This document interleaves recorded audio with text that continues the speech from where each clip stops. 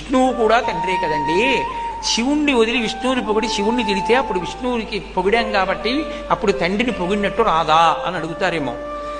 విష్ణువు కూడా అమ్మవారే.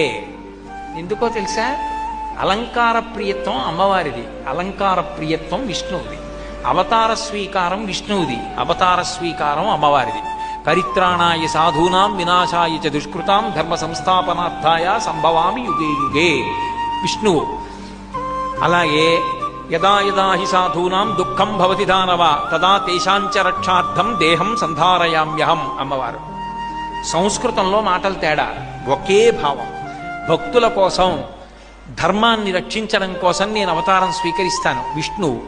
ధర్మం కోసం, భక్తుల కోసం అవతారం స్వీకరిస్తాను అమ్మవారు. అందుకే అమ్మవారు అవతార స్వీకారం చేసి రాక్షస సంహారం చేస్తుంది, విష్ణు అవతార స్వీకారం చేసి రాక్షస సంహారం చేస్తాడు.